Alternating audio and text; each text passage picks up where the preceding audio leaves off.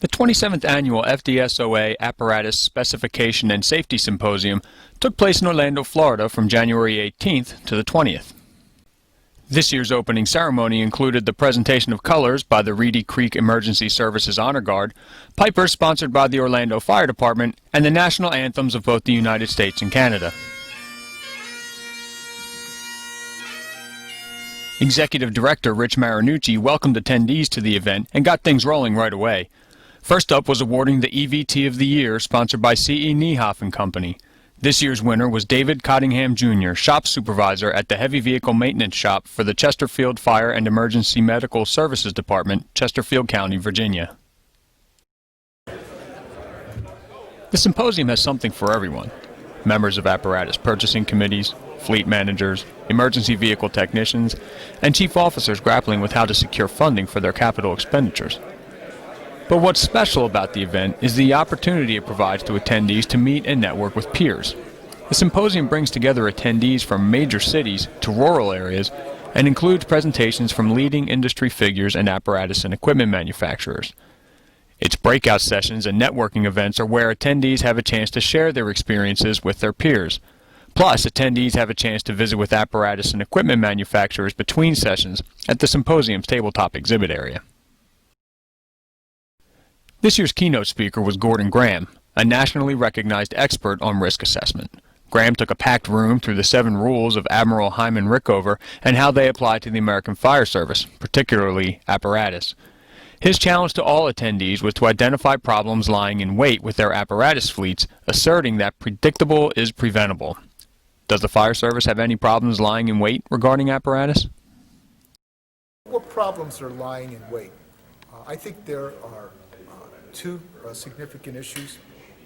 I think the first is, and they're kind of both coupled together actually, the first is weight issues.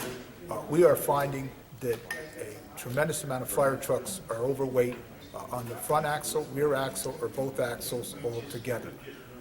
The overweight conditions result from any number of causative factors, whether the apparatus committee didn't come up with a viable equipment inventory, whether the truck was misengineered by a particular manufacturer, whether the department took delivery of the truck and then several years later added equipment to the truck that the truck was neither designed or built to carry that equipment. So I think that's one, but coupled with that is the fact that there are apparatus committees that feel that every ladder needs a pump and a tank and hose, and every engine needs a 1,000-gallon booster tank, foam, a light tower, and a hearse tool. I think we are trying to solve staffing issues by buying fire trucks that have everything in them but don't do anything very well when they show up. I think that's another significant issue. I think the problem is going to be for the fire services to get the funding necessary to continue to maintain their capital apparatus and their fire equipment. And what they're really failing to identify is recognizing the cycles that we go through.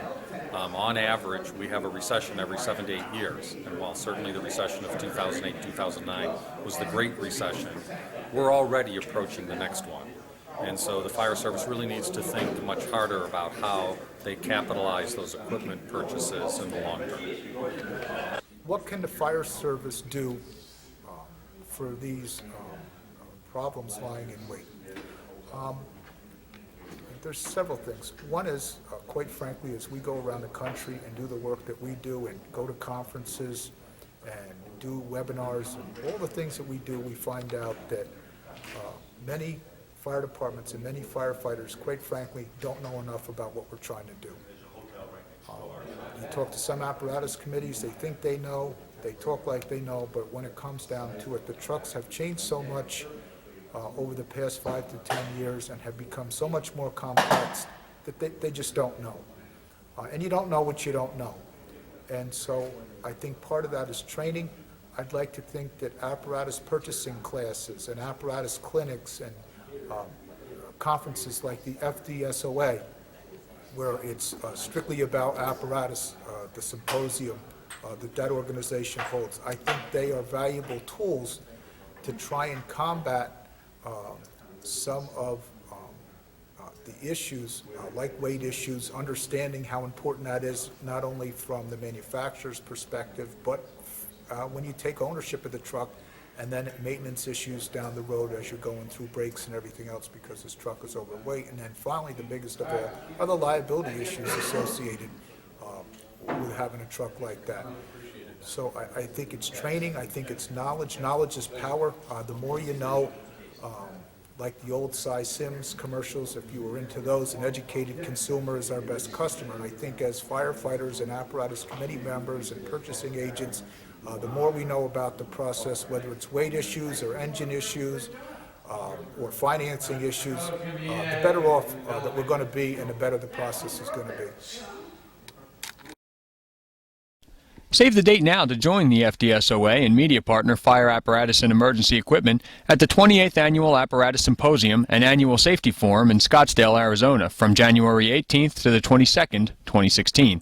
The FDSOA is combining the two annual conferences into one full week, and registrants will have the choice of registering for one or both events. We'll see you there.